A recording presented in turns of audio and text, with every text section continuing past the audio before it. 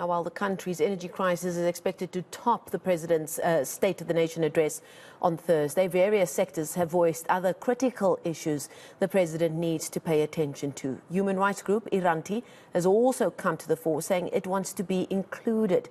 Iranti is a Johannesburg-based media advocacy organization that advocates for the rights of the LGBTQI+ community.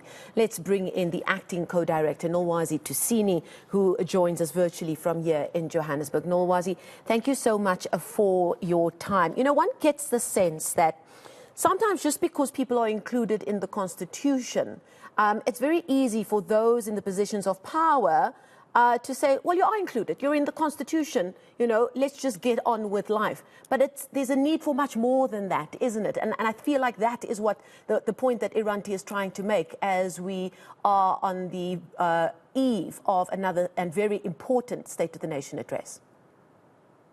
Absolutely, Marcel. That is exactly the point we're trying to make. The South African Constitution is a trailblazing constitution in terms of the ways in which it protects the rights of the LGBTQ community explicitly, but also protects the right to bodily autonomy and agency, which really lies as an area of our work as we advocate for the queer community. But what we are saying is that the constitutional protection is not resulting in a lived experience for the community that speaks to the kind of rights in the ways that they are enshrined and protected by our constitution. There are a various myriad number of issues facing the community. First of all, the issues that everyone else is raising around, you know, the electricity crisis, access to healthcare, access to education.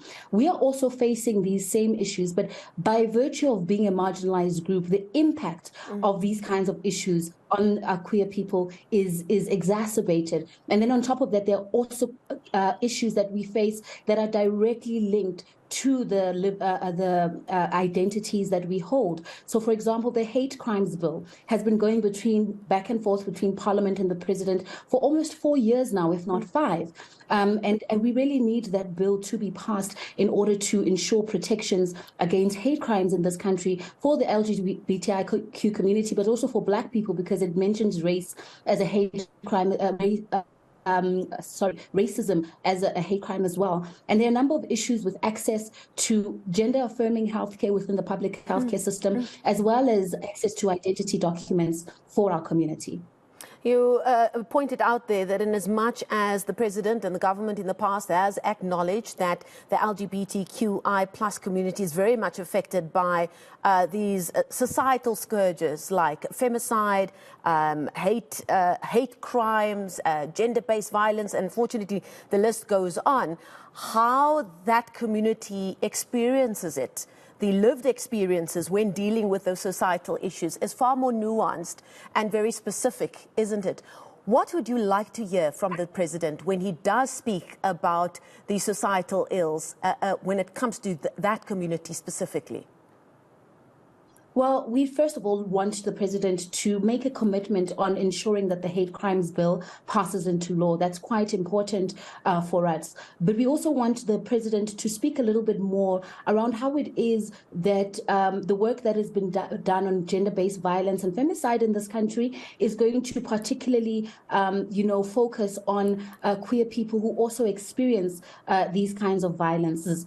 As Iranti specifically, our work is on legal gender recognition, which is essentially, to put it in very short, because I know we don't have a lot of time, is to allow people to have access to identity documents. We have a large number of our beneficiaries who are at the moment do not have identity documents because they are unable to change their gender markers on their identity documents because of the way that the current law is structured. We also want the president to begin to speak about intersex genital mutilation, where intersex infants and children are being subjected to traumatic cosmetic surgeries that are unnecessary for their health and that in fact cause medical problems later on in life. So essentially, access to gender-affirming healthcare as well as access to identity documentation are big advocacy points for us as an organization. And also very practical. It might seem like it's just paperwork for some, but these are things that actually can have a massive impact on the day-to-day lives of these people, isn't it?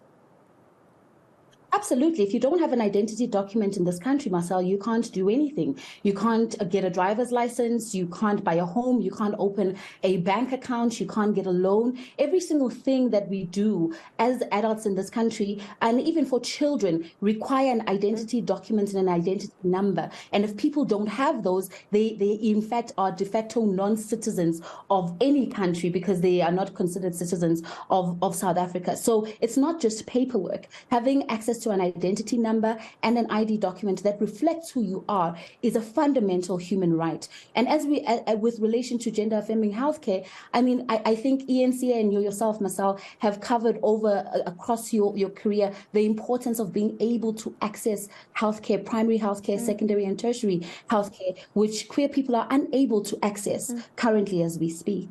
Now, we're speaking about I suppose one could call it the administrative access to people being able to live their lives freely as enshrined in the Constitution.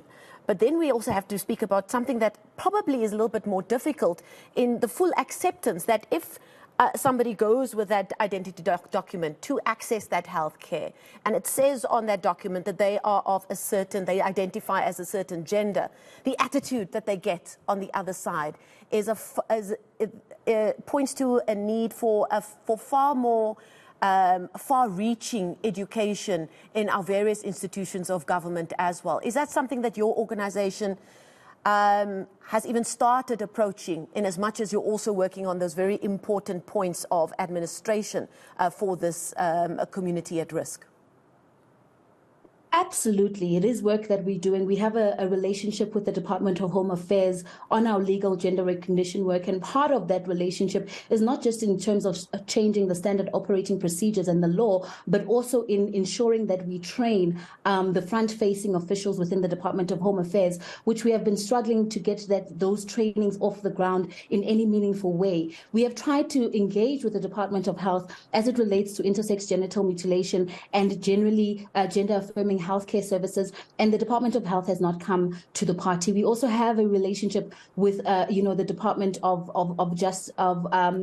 Constitutional Development with, Deputy Minister John Jeffries, who is a good friend of our movement, our organization, and our work. But it's just not filtering through, and this is why we are targeting the president. The president is the head of state. He is the one who decides the priorities of the state and of the government. And if he says something, then it makes it easier for us to hold government officials on the ground accountable, to hold ministers, directors generals, and managers and HODs within these departments accountable. But if the president acts like we don't exist and does not even mention us in his most important speech of the year, this is how they can ignore the multiple letters and engagements that we have attempted to do in the past couple of years of this organization's existence.